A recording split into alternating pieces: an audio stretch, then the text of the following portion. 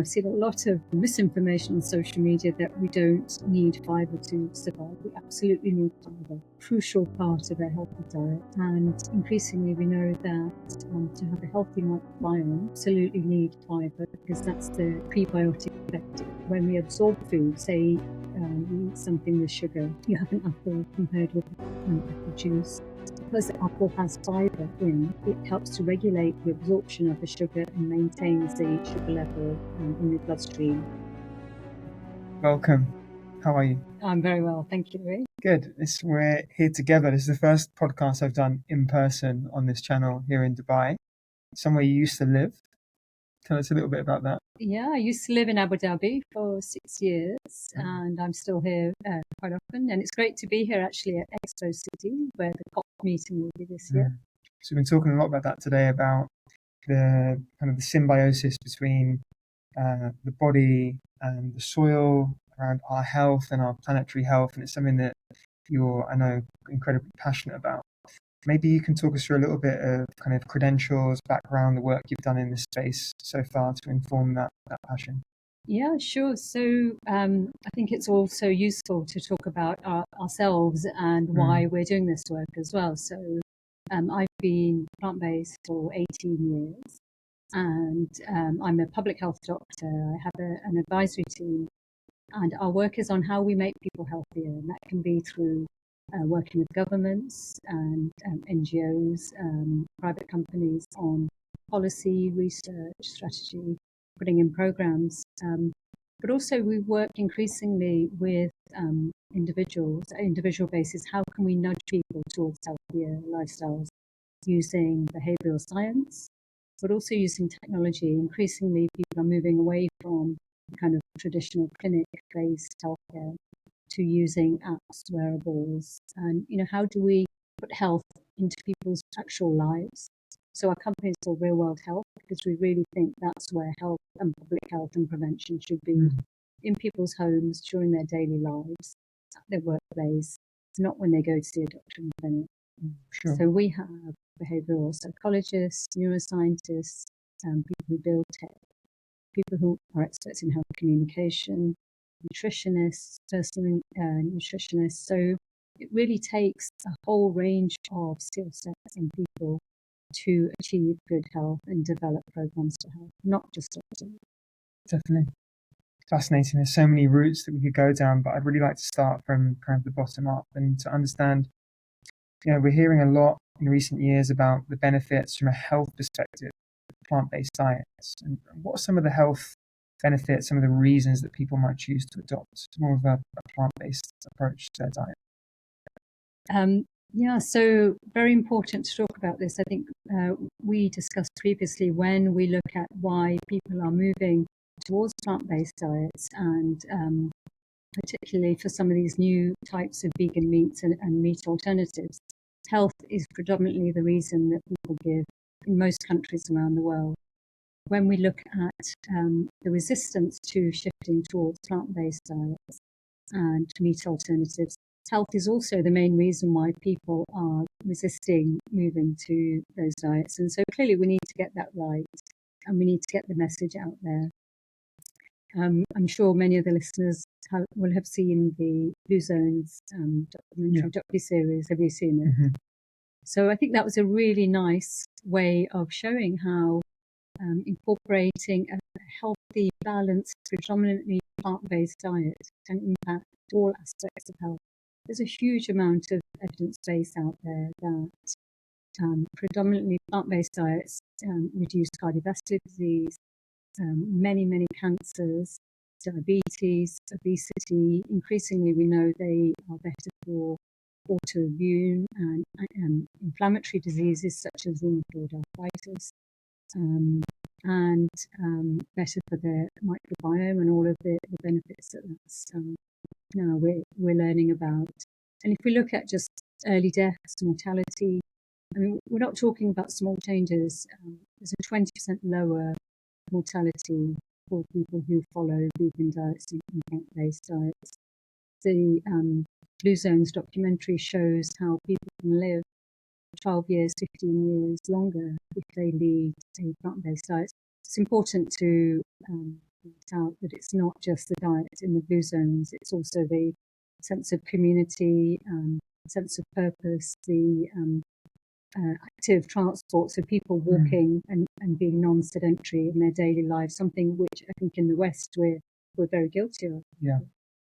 So at a high level, those are the health benefits. They're tremendous. And I think at personal level, things that you can't measure, so your energy levels and how you feel in your day to day. I think you have a very busy life, and do you notice your energy Definitely. levels? I mean, I think initially for me, what I noticed was improved sleep. So my sleep greatly improved. My consistent energy level through the day was much better. And then my recovery from exercise was a lot better. So I felt that I was able to train again sooner, less inflammation for sure. And the big thing that I noticed from an aesthetic perspective was my skin. So I think previously I'd never had terrible skin, but I'd certainly had some kind of minor acne, blemishes, etc. When I cut dairy out, my skin improved drastically, very quickly, very quickly. I hear that a lot, actually. It's good to hear. I think to keep the discussion balanced as well, I know that particularly in social media there are lots of stories about harms or harmful impacts on plant-based diets. So maybe we should cover those Definitely a little bit as well. Yeah. And the other aesthetic component, which is building muscle. Yeah. So when we look at the amount of meat being consumed, generally it's going up in the developing world because of population change increases and modernization. So people I think we were talking earlier about the KFC effect, and people are eating a lot more fast food in the developing world. In Western countries, young adults in particular, are eating more meat to get more protein to build muscle. Now, we know that it's not necessary to have meat in your protein to build muscle. And I know you've done some work, and maybe your previous podcast have covered that. I think with James Wilkes, probably covered that.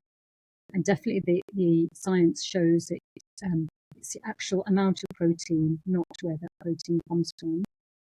And actually, with some of these plant-based proteins that we're seeing, alternatives to meat, actually they were better than beef, at promoting lean muscle mass and helping people to lose weight. So definitely plant-based diets are as good as meat diets for building protein. Some of the harms that have been mentioned in social media are fractures. And so several studies have reported a 30 to 50% increase in bone fractures for people on vegan diets or vegetarian diets. So the data are pretty credible, but if we look at the absolute number of fractures, it's still very small. So we're talking about, say, for every 1,000 people, 3 additional fractures over a 10-year period. So if you compare that to the huge benefits and prevention of heart attacks and strokes and cancers, still the health impact is far outweighs the detrimental effect of the fractures. I've seen mental health reported as worse in people on vegan and plant-based diets. The evidence isn't there. There are some studies which show some linkage, but not causation at all. And they failed to factor in many other confounders. So if somebody is maybe more sensitive or has some other personality traits, they may also be more likely to become vegan and to have higher anxiety. And so we haven't, I would say the evidence doesn't go either way in terms of mental health. There's a huge debate right now on processed foods. What's your thought on that? Yeah, I wanted to ask you about this. So I think my personal view on it is that, on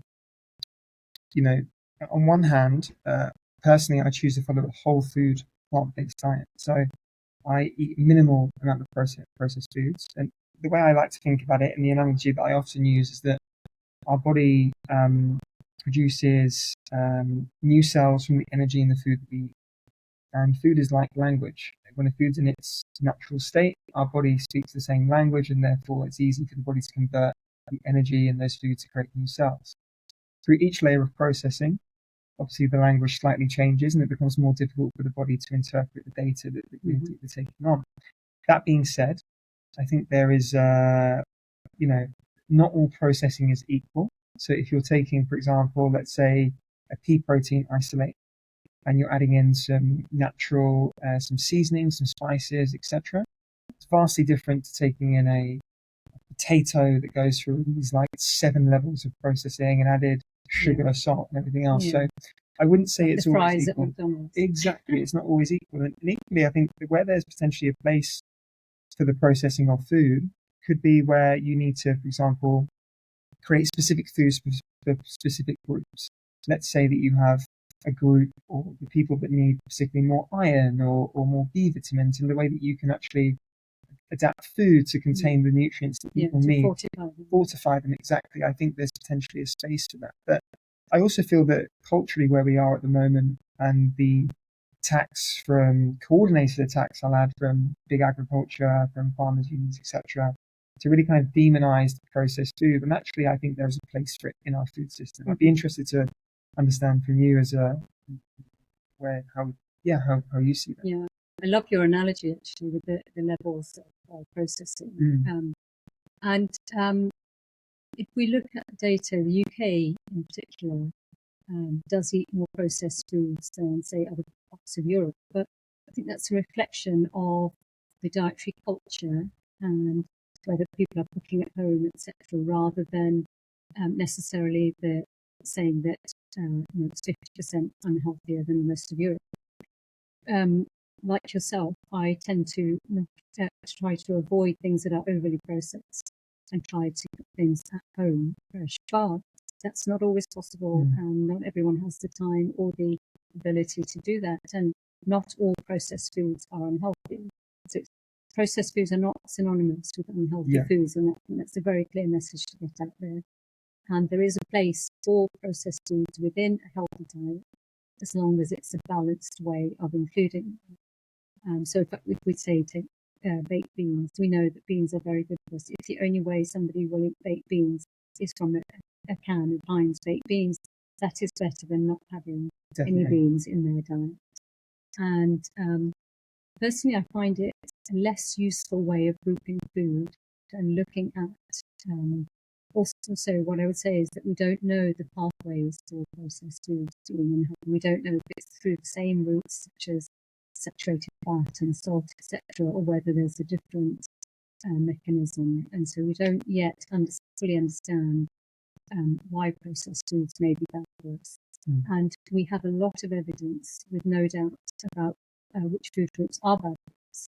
Things like saturated fat, excess salt, etc. So I think we still need to get on top of those areas where the evidence is very clear, and improve our diets on what we do know, rather than adding in the complexities and confusing people even more.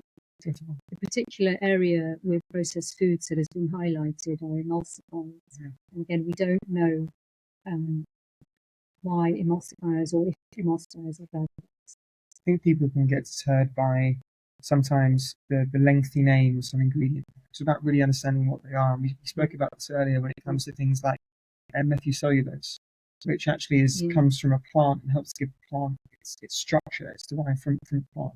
Same as yeast, for example. Yeah, definitely. And I think when we talk about plant-based diets, and I see the term processed food being used quite often by those with a vested interest to deter people from eating plant-based meat alternatives. And I've heard the argument that meat is a natural product, whereas plant-based meat alternatives are processed and therefore unhealthy. Now, there's a lot of evidence coming out now on plant-based meat alternatives and their health impact, and I think it'd be useful to go through them right now. So there's been a meta-analysis, which is a summary of numerous other smaller studies. And the meta-analyses are very good at strengthening studies that may be either too small or if there are disparate effects, it gives a summary effect. So when we look at levels of evidence, they are the highest level of evidence available.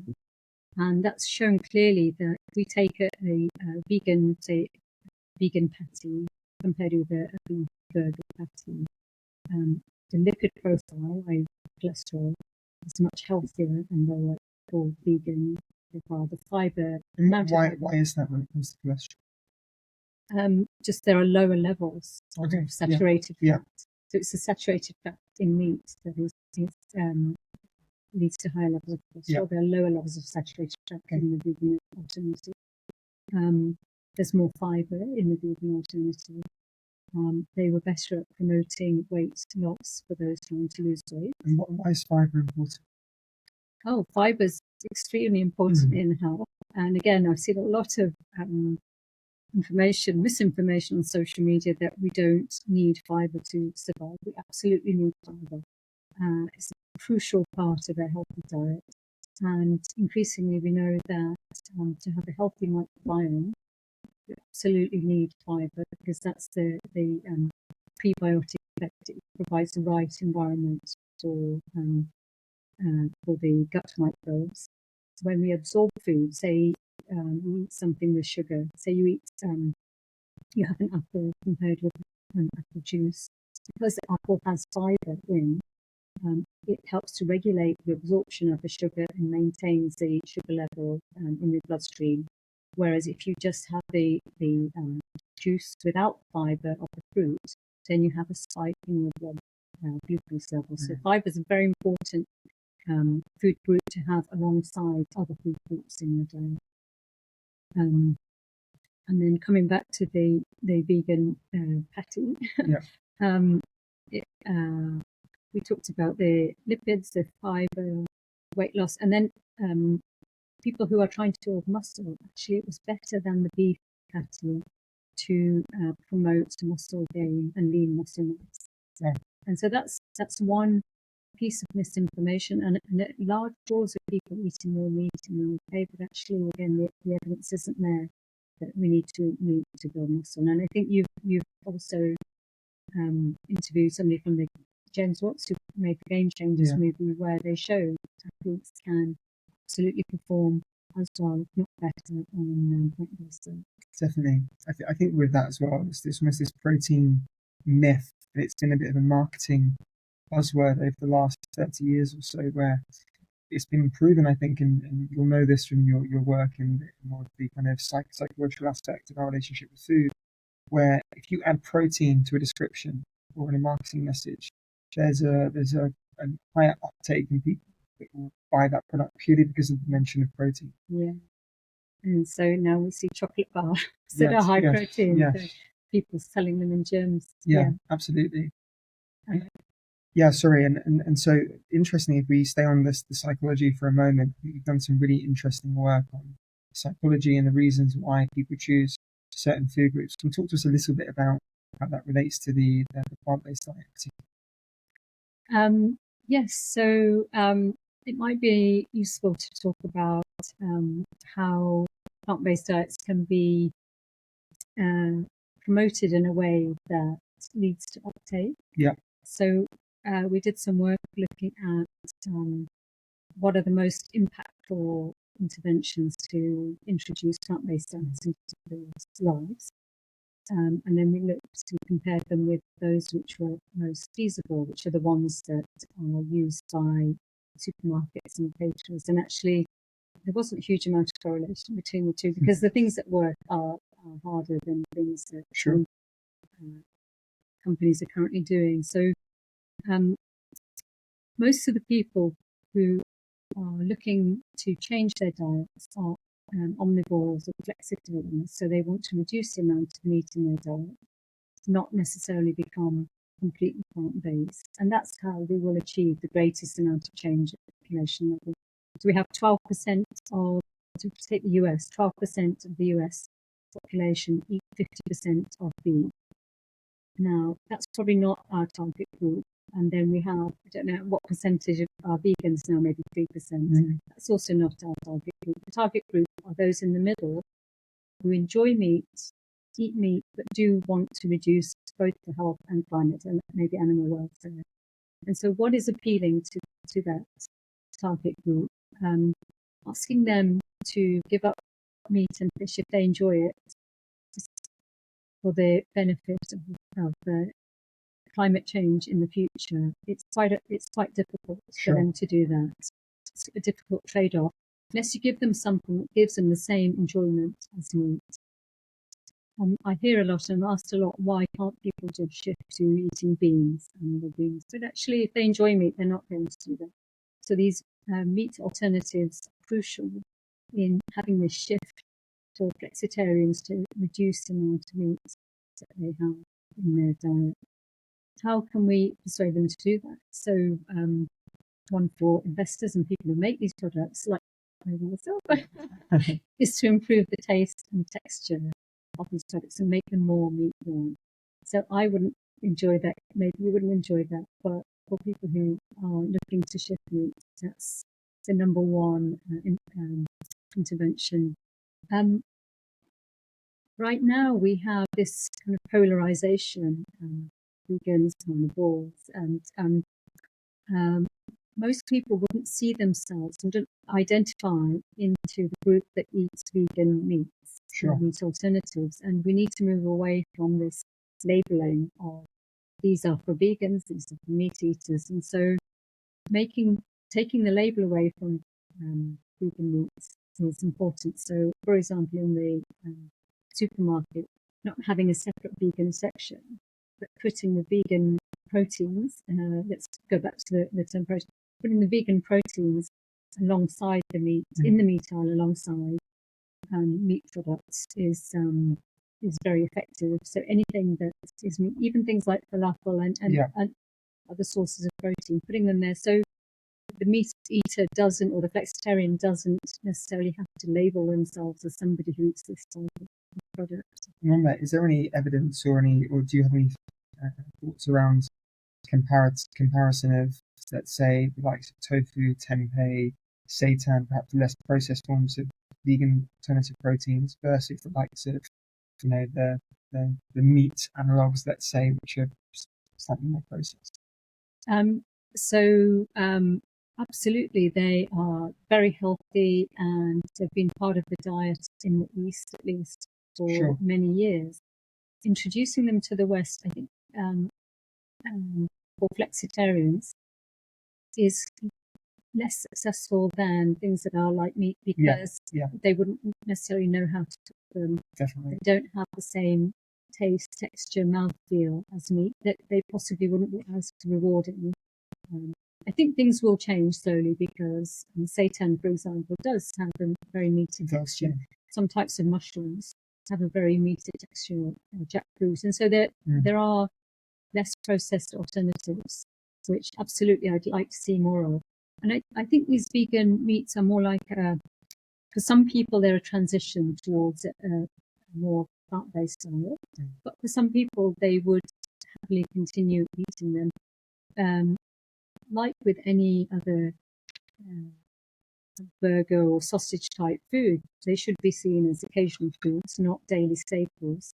And this is a problem for me at the moment when I visit the supermarket, see the vegan section, which is just chock-a-block full of these types of, and there's a small section of the tofu and the seitan. I'd like to see a lot more of the less processed, healthier vegan alternatives. I think it's moving in that direction. It's what I'm seeing in the market now. It's certainly shifting in that direction. And to your point about the rate at which we consume both meat alternatives and meat is drastically different to that of our parents and grandparents' generation, where meat was seldom eaten. It was maybe 2 times a week, if you were lucky, perhaps once a week. Whereas the access and cost, which isn't the true cost now, to be able to go to a fast food restaurant and buy a breakfast with a beef patty in for a few dirhams or a few dollars or a few pounds, depending on where you are. It's not the true cost. And if the true cost was being paid, it certainly wouldn't be that rate to apply that. And so I think we live in this kind of almost illusion of availability, which isn't consistent with the needs of the planet at this time or our health. But if we talk about, if you think about health, based on that, one point on that. So taxation on meat is something that's talked about a lot, and it's extremely unpopular. And so again, when we want to make this change at large scale, we want to bring people on side. So I'd love to see the true cost and even more taxation being implemented. I think there would be large scale rebellion, unfortunately. But there are some initiatives that are doing. I believe in Spain they are charging Germany as well. Actually, Germany has this one particular area of Germany that's introduced this as a trial. So I'd love to see the results of that, and I think now with increasing awareness of climate and I think we need to keep retesting these ideas and see what works. Previously, when meat taxation was discussed and people were trying to introduce this in Europe, for example, it was heavily discounted as being realistic. I think that also, we are as healthy as our environment. Right? So we can talk about the individual terrain, the individual environment, what we can do in relation to that. You cannot separate it from what's going on in the external environment. We are all stewards of this world that we share. When people look at or consider what's going on and what's required to feed people at this scale, it's vast. It's almost incomprehensible. The amount of food that we need. Much of the crops that we grow and the way that we grow which isn't particularly long term, isn't suitable for the long term in terms of monocropping and the soil degradation and everything else. But a lot of people don't understand that much of the food that's grown on a global scale is grown for the purpose of feeding animals that we can eat, and the demand for animal protein is actually driving a lot of the large scale growth of crops which are being grown in such a way that they're damaging the soil and therefore, potentially putting at risk our ability to have harvest beyond the next 80 years, I believe, is the most recent studies are looking at is where we may no longer be able to harvest crops. How do you think about large scale food production? How can we feed more people in a more sustainable way? I wish I had the answer. So there are probably better people than me to ask about that. But my own opinion, as you say, the fact that 80% of soya, other grains are produced for animal agriculture, when we still have growing malnutrition and not just lack of food, but lack of high quality food in many parts of the world. I think for me, the two just do not sit together comfortably. And by reducing the demand on meat, it would free up crops and grains for human consumption. And so that has to be part of the solution. Agricultural subsidies, I think you were referring to earlier in terms of the true cost of meat. It has to be part of the solution. We have to have more, incorporate more research and behavioural science into how we can make that acceptable for people to be paying a premium for things that actually cost higher and have a higher environmental cost than the types of food. It's quite empowering to know, isn't it, that you can, essentially we are, if you look at the world as an ocean and us as the drops part of the ocean, we will contribute in what we do. And one of the biggest actions that we can do to contribute to that mass is how we vote.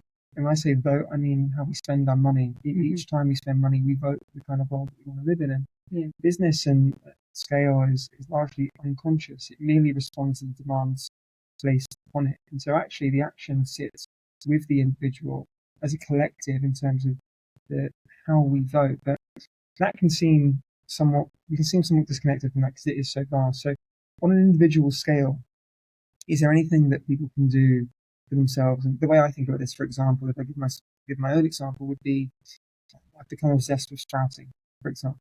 So, buying broccoli seeds, buying the glass jars, and making my own sprouts at home, which highly nutritious. If you live somewhere like Dubai or in London where the air quality is not great, sulforaphane, which is contained in broccoli sprouts, has been proven to aid with supporting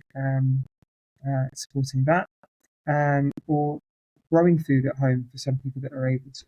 How can we, on an individual level, kind of think about food sustainability, food security? So food security, particularly in this region, Yes. is even more precarious, Yes. and I think we need a faster solution than, say, some other parts of the world. It has to start with education. It has to start with our children understanding what they're eating, how it's grown, what impact it has on their own bodies, and the environmental costs of what they're eating. And I would say this. So in health, we have the harm reduction approach, where you recognize what is most harmful, and then you provide a safer or lower cost alternative that has the same gratification or similar gratification. So if we take sweeteners and sugar, there was a wholesale shift from sugar to sweeteners, recognizing at the time that sweeteners were less harmful to health. Same for cars to electric cars. So I think for meat, we really need to say, what can people eat? Meat, dairy, whatever is harmful to the environment, what can people eat that is going to do less harm, but actually still going to bring them along on the journey, and not alienate people. And we shouldn't be in a position where we're telling people, no, you can't eat this. I think we should be pro-plant-based, not anti-meat. Agreed, yeah. And, how can we bring people along on the journey? What can we provide for people to give them the same satisfaction and enjoyment? We eat food not just for nutrition, and a large part, as you refer to, is our emotional well-being and a sense of community, and it's a very emotive thing. And so how do we maintain and retain all of that, but at a lower cost to the environment and our health? What you said initially, and I've seen this to be true. I'm proved from this point time and time again, is that taste is paramount. So if you have someone that loves chocolate, and I can give you me too.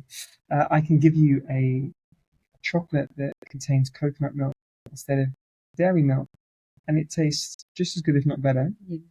And it's this is the first hurdle to tackle, right? I think beyond that, how is it priced? Is it priced at least do we have price parity on the item? Because again, if it's more expensive in the current economic climate, people will opt traditionally for the cheaper options. Is it convenient? Is it freely available? Can I access it? Is it in my local store? Is it available to me online, etc.? And then, is the information properly communicated? Do I understand that it's healthier? It's it contains whatever it contains, and I'm clear on what's in it. And I think these are the problems that have to be solved. I think that plant-based milk has probably done the best job yet at overcoming that, right? Because it's everywhere you can get it. Yeah. It's now as affordable. Yeah, Oakley did a great job, right? And we're not quite there yet on meat. I think if you look at the example of plant-based milk, you can see that it's possible now. That's a fantastic example of harm reduction approach. Yes, for sure. And I think more and more people, it's consistent with the increase in allergies that we see. I have restaurants, and the amount of people we see come in, and since close to a decade ago when we started, you wouldn't necessarily have as many people even in that short time with allergies. Now it's such a common thread that people have dairy allergen, or they have an egg or a celery or whatever it might be, and there's these allergens to contend with, and therefore plant-based is a great offering for that, because a lot of the time there isn't any allergens contained. Yeah, so one of the so with the chocolates, I kind of, if you go to the vegan aisle, on-bar fan. Yeah, so but only vegans would buy that. But if you put that in the regular aisle, correct, I'm sure other people would buy that. But just calling something vegan, immediately people will assume that it's not tasty, that it's. We have it with the cookie brand that we have, Floozy. So we have some stores here in Dubai and Saudi Arabia and in London, and Interesting name. Yeah. It's memorable, but we don't call it vegan. You won't see vegan anywhere. And initially, the Kim who created the cookies, and her thing was, it has to be good enough by itself. It has to stand up of its own merit from a taste, texture, flavor profile, etc. Without it being vegan as a reason for people to buy it. And it's still, now you go in and you'll see the allergens, but it won't say vegan cookie. It's just an amazing cookie that happens to be vegan. And if you have a dairy allergy or an egg allergy, you can have it. And I think that's where we need to get to. Yeah. There's a good analogy with menu design, and somebody in my team has done a lot of work on how you design a menu and describe items so that flexitarians are more likely to choose the plant-based options. And I think you're already employing some of these nudges, but having a separate vegan section on the menu, it does not work to get flexitarians to order vegan items. And the vegans will know anyway. Yeah, you don't need it. Absolutely. For them. We know how to read a menu, how to look at what. Absolutely. So describing what's in the dish and having a positive either for health or the ingredients, having a positive description is way more impactful than having something that's fat-free, low-fat, meat-free, etc. With all the research that you've done, and you've been involved in lots of it, what's some of the most, I guess, compelling or exciting or interesting things that you've found? Big question. Regarding diets, gosh, I think it's exciting. Linked to our research, it's exciting. We're at the tipping point where you can have default items that are healthy and plant-based, because actually that's what people will choose. So the vast majority of choices that we make are not really choices; they are automatic responses, and so that automatic response is both healthy and sustainable or climate friendly, then that's fantastic. And so the research that has led up to that realization, I think, is probably the most important. And it's great to see that's actually now being implemented in some places. So the power of silent nudges, I think, is really important. And absolutely, we want to educate people and bring people on the journey. If we do the two together, I think it's you almost have to make it impossible to say no. I think, if you offer someone a choice that's okay, you can choose this plant-based alternative to what you previously had. And let's say that your favorite lunch is a beef stir fry. And here's a plant-based beef stir fry, but it's cheaper, it's tastier, it's as convenient. You've got the information there. Why wouldn't you choose it? Yeah. It almost needs to be a no-brainer to make that choice. And absolutely. I think we're literally, like, as in, you don't have to engage your brain at all. And I think we're getting to that point very, very quickly.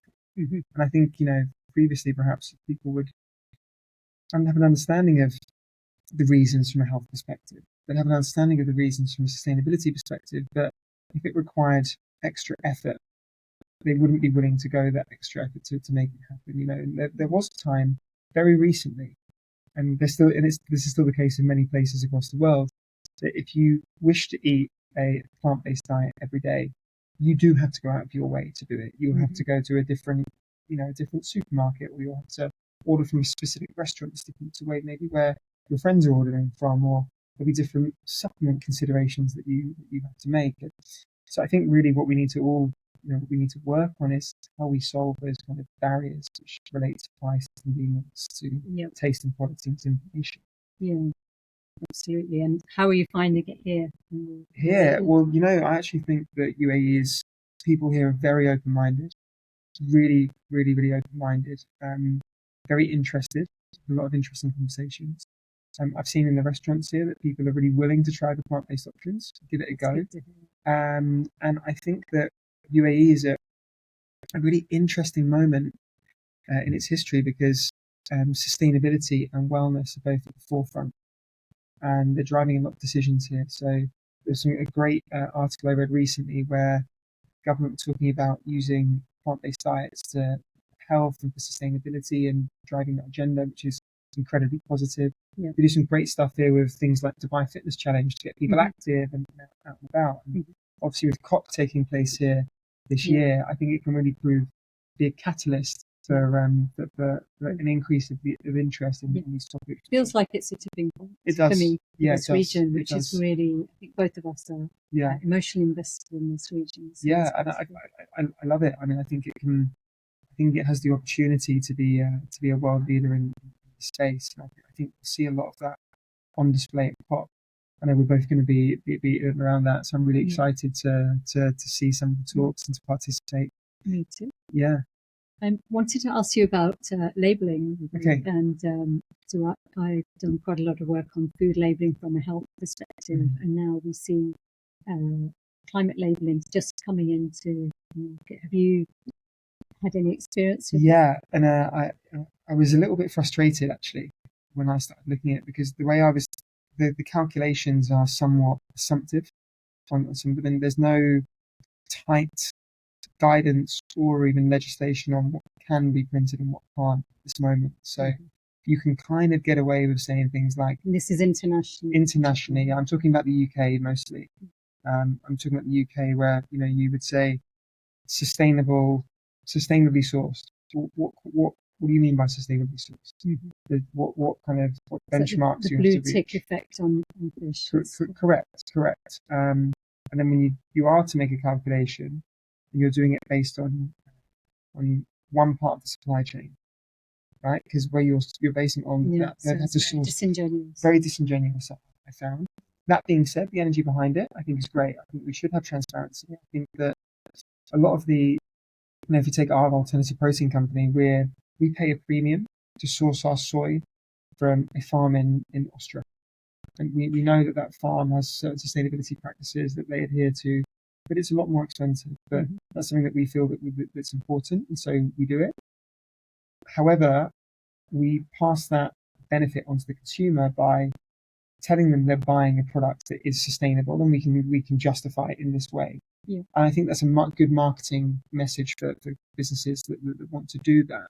That being said, I do also know there's players in our space in the UK that will buy the cheapest soy available, which is very often Amazonian soy, because they need to make a margin to have the product in the supermarket in the first place. And it's kind of like it's a more nuanced approach than saying that's bad, that's good. It's like, does the benefit of having that product at an affordable price on the shelf outweigh the negative of where it's being grown? It's a difficult situation. Yeah. How do you handle that?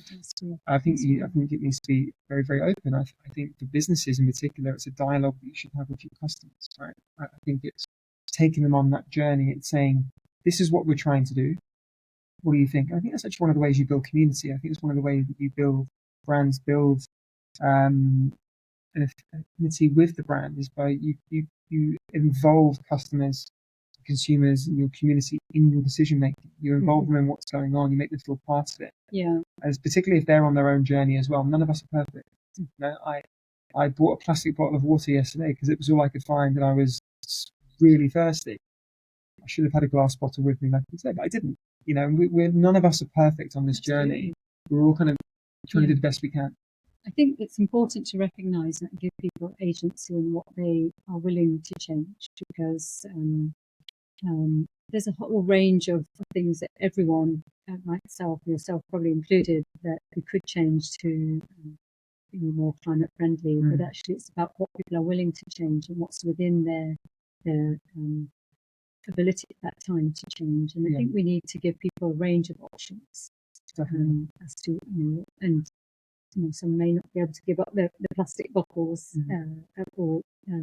but they may be able to switch their diet. So we need to really keep people in the loop and keep drumming home the message of what individuals can do. I think when it comes to impact, it's obviously it's clearly much more impactful to have an entire global populace making a small marginal change than it is a few of us being perfect and doing things perfectly at the time.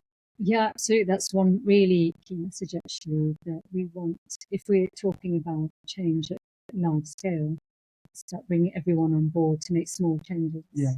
And that's going to have much greater effect. What else do you think needs to happen? I think there's been some great work in actually making the movement towards plant-based eating and caring about the environment cool and credible. When we were growing, I remember growing up and, things like doing well at school, they weren't cool. They weren't, it was better to be the class joker, whatever, right? But I think now there's been a shift where for kids it's becoming cool to care, right? You want to be, and even if that's coming from a place of I want to be seen to care, the outcome is still positive. And so I think what's great is when you have positive role models like, say, Leonardo DiCaprio. Maybe he's not vegan, but he's investing a lot in these sustainable companies. He's a good spokesperson for it.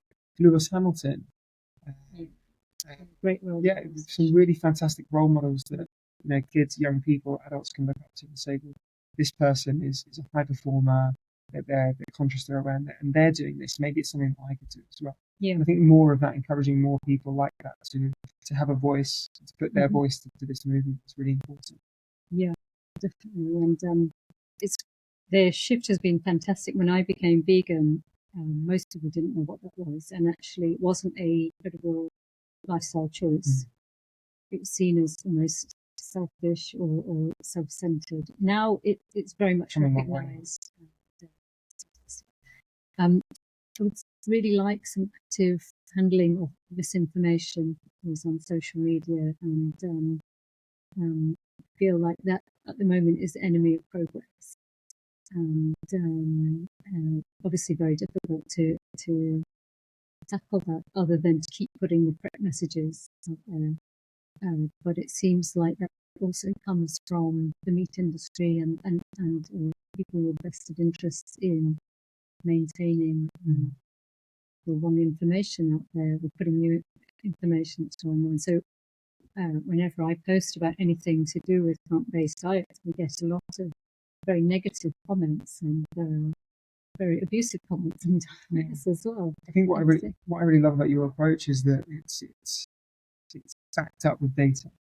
It's backed up with it's you can talk confidently from a place of this has been proven in this way, as opposed to someone who's perhaps doesn't have the same.